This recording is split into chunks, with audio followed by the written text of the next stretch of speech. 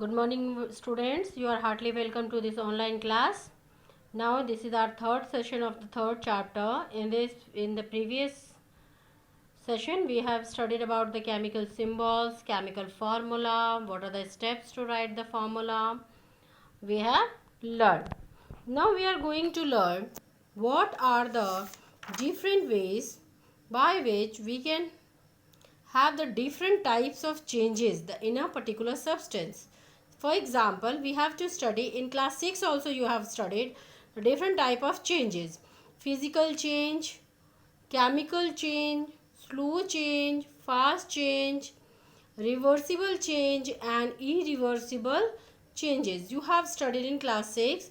Just only we will revise it and we will move ahead to the next topic, that is what is chemical reactions, what is reactants, what are products, what are the chemical equation and what are the steps to write the chemical equations and what are the different ways through which the balancing of the chemical equation takes place. We have to learn now in this session third. Now, what are the substances, what are the steps for the substances that undergoes many different types of changes? First change, that is the physical change. Before starting, you should know what do you mean by physical state. Physical state means shape, size, color, structure. This is called as physical state. Now, physical change, a change in which a substance undergo changes in its physical state, means shape, size, color, structure. It does not change into another new substance, means the new substance, new product formation do not takes place in case of physical change.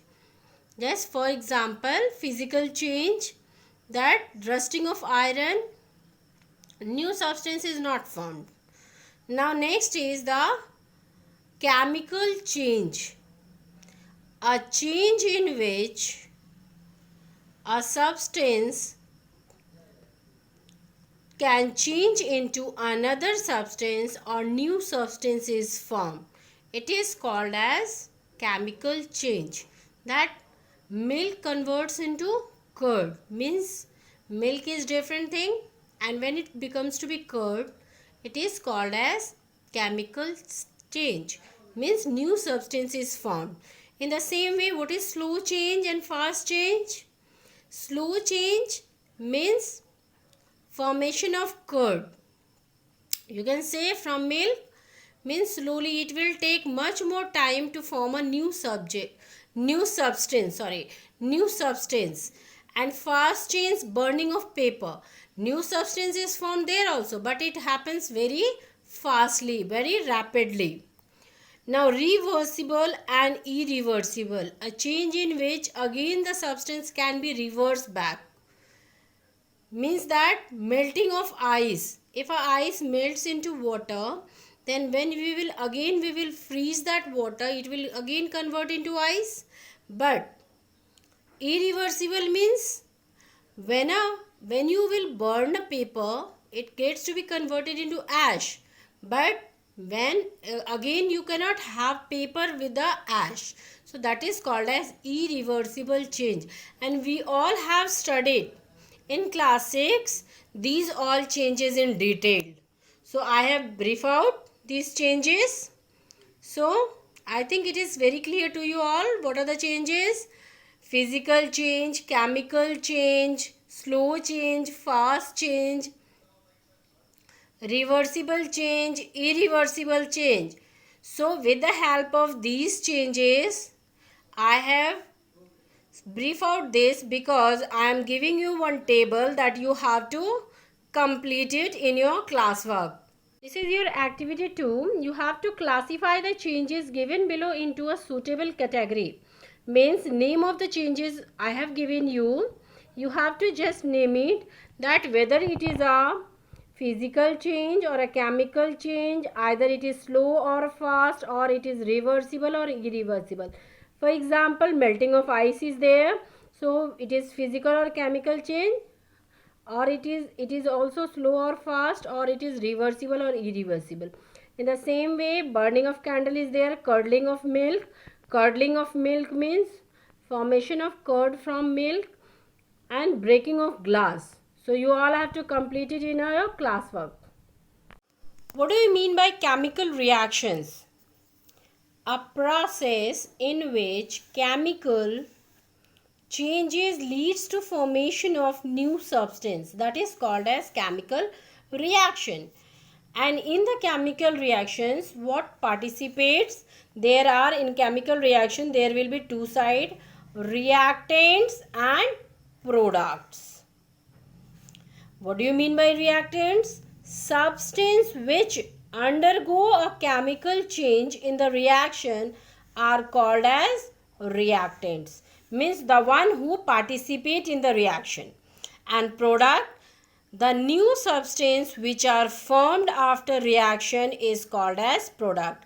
Means the formation of new substance from the reactants is called as product. It's clear? Once again, chemical reaction means a process in which chemical changes leads to formation of new substance. In the chemical reactions, we used to have two sides, reactants and product. Reactants means the substance which undergoes the reaction, and product means after the reaction what are the new substance formed, that is called as product. Now next topic is chemical equation.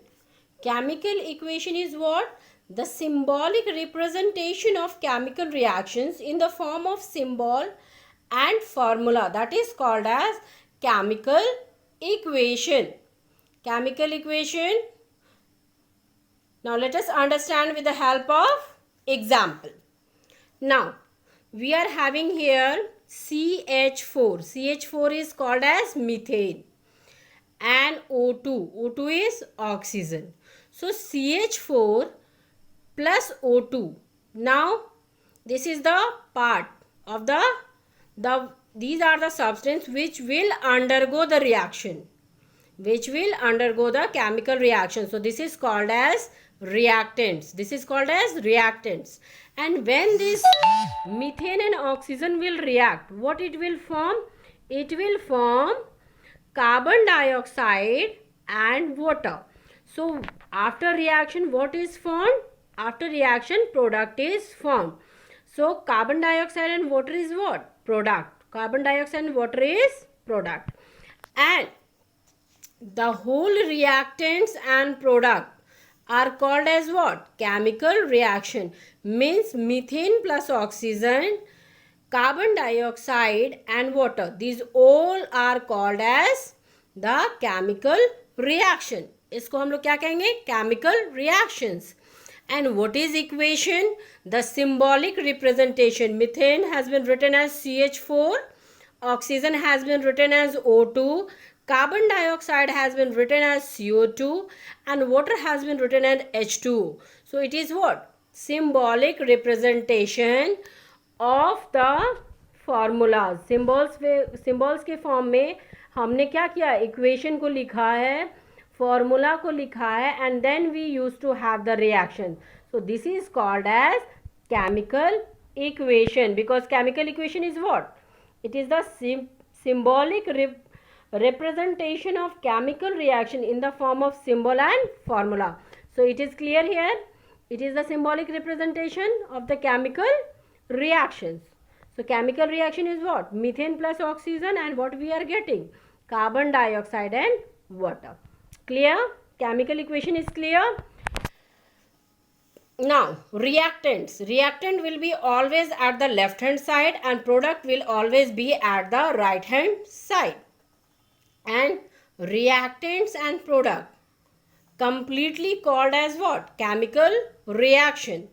And the symbolic representation of reactants and product is called as chemical equation. Clear? Now for writing down the formulas, for writing the equation, we should have certain steps. What are the steps that are required to write the equation? How we can write the equations? And while we used to write the equation, we should have to balance it also. Balancing of equation means what? Balancing of equation means what? It is that a balanced equation is that in which the number of atoms of each elements are same on both the side of the reactants in chemical equation, in reactants and the product side. There should be, if the number of atoms will be vary in the reactant and the product side, then the equation is called to be as not balanced or unbalanced equation. So it is very important for us to, after writing the chemical equation, we should have to balance it. So let us learn how to balance the equation. First of all, first step to balance the equation, we have to write the given equation. First step, write the equation. Now second step, write down the number of atoms per element. Whatever the number of atoms an element is consisting of, you have to write down. Let us have an example. We are taking here C3H8 and oxygen. So here we are taking here C3H8. So how many carbon atom is present in here? 3. Hydrogen 8. Oxygen 2. Now product side, let's see the product side. H2O. What is the formation? H2O means water and carbon dioxide. So number of carbon atom 1, hydrogen 2, oxygen 3. So we have count down the number of atoms per element. It is very important to count the number of atoms per element. Now let us go to the third. Now the next step is save the hydrogen and oxygen for last as they are present at both the side. Now we have to first, we will not count hydrogen and oxygen. Other than that, we will count first and after that we will count the hydrogen and after that oxygen. So let us start with a single element. Single element is what? We are seeing here carbon is present here also and a product side also. So carbon at the reactant side it is 3 and at the product side it is 1. So what we will do the next step? Use a coefficient to balance the single carbon atom. Coefficient means we will count down. Carbon 3, hydrogen 8, oxygen 2. Carbon 3, hydrogen 2 and oxygen 7. So first of all we will balance the carbon. So at the reactant side it is 3. So we have to make it at the product side also 3. So when we will make at the product side it is 3. So it will be what? Again the atoms of oxygen will change. That will become 7. Previously it was 2. Then it is 3 and now it is 7. So the next step is what? Balance the hydrogen and next to oxygen. First of all we will see the hydrogen atom and then to the oxygen atom. So again we are having the same number of carbon at both reactant and product side 3. Hydrogen at the reactant side it is 8 and when you will put here 4, then oxygen, then hydrogen will be balanced. Again we will have the 8. So unbalanced is what? Oxygen. Unbalanced is oxygen. Now let us balance the oxygen.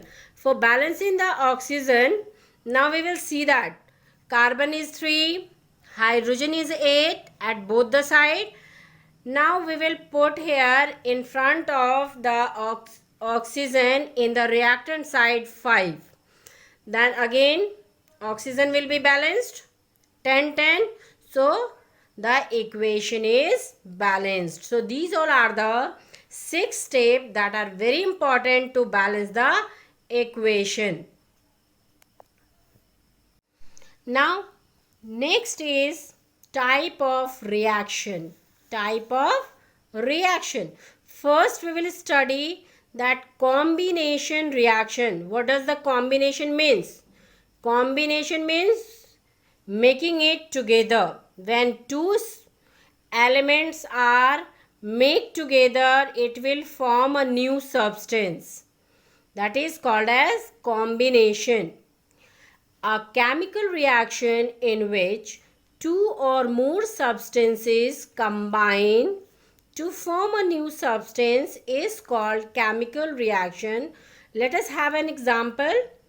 When H2O, H2O is what? Water. So how the formation of water takes place? We have to take hydrogen gas and oxygen gas. When H2 will combine with O2, it will form water. That is H2O. Now we have to balance the equation because we are having two molecules of hydrogen and two molecules of oxygen at the reactant side, but at the product side we are having only a single oxygen. So if you are putting here two hydrogen, then we will have 4 hydrogen. So here also at the product side we will put 2. So the equation will be balanced. In the same way, when nitrogen reacts with hydrogen, it will form ammonia. What it will form? Ammonia. N2 plus H2 gives ammonia. So this is called as combination reaction. N2 is combining with hydrogen to form a single new substance, that is ammonia. So this is called as combination reaction. Now next is the decomposition reaction. A reaction in which more than one product is obtained from a single reaction. In the reactant side only a single formula is present. Single product is present. At the reactant side only a single one, H2O, is there. And when we will break this H2O, what we will get? H2 plus O2. So this is called decompose, means breakdown. Decompose means breakdown, and it is a decomposition reactions. So in decomposition reaction, what will happen? We will get more than one product and we will break down a whole of the compound. Like for example, one more example is CaCO3, calcium carbonate.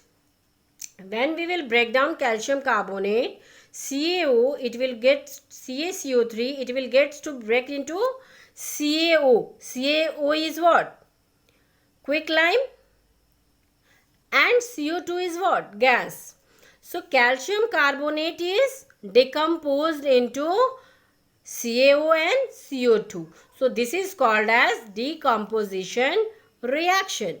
Now next, displacement reaction. Displacement means one will remove another from its place. Displace means the one who is present at the place, someone will come and replace it. That is called a displacement. So a reaction, a chemical reaction in which one element displaces another in a compound, that is called as displacement reaction. Let us have an example. Before giving example, we should have an activity, because this is very important for you to know that how does displacement takes place. So we are taking here a beaker, and inside the beaker few crystals of copper sulfate is put here, and after putting the crystals of copper sulfate, 50 ml of water is taken. 50 ml of water is poured into the beaker. You will notice that the whole of the solution gets to be bluish in color. The whole solution will be in blue color. And take a iron nail and dip in that solution. What you will notice? After 5 to 10 minutes, you will notice that whole of the solution gets to be changed into light green color. What does it mean? What has happened there? A reaction, a displacement reaction has taken. Iron, that is, iron nail is what? Fe. Iron is Fe, and copper sulfate CuSO4. Both reacted with each other, and this copper is replaced by iron. So copper is replaced by iron means here ferrous sulfate is formed and copper is displaced from the solution. So the solution color will be light green in color and the iron nail is gets to be brown color coated with copper. So clear? Displacement reaction is clear? Okay. Now the last reaction, last type of reaction, that is the neutralization reaction. That is neutralization. Neutralization is a chemical reactions between acid and a base. Whenever acid reacts with a base, what does it form? Salt and water. Whenever acid will react with a base, it will form salt and water. So, let us take the example. It will be more clear to you. NaOH. NaOH is what? It is a base. HCl. HCl is what? It is a acid. So, whenever the base will react with the acid, what it forms? NaCl. NaCl is what? Salt. And whenever the acid and base reacts, one more product will be formed, that is the water, that is H2O. So this is called as neutralization reaction.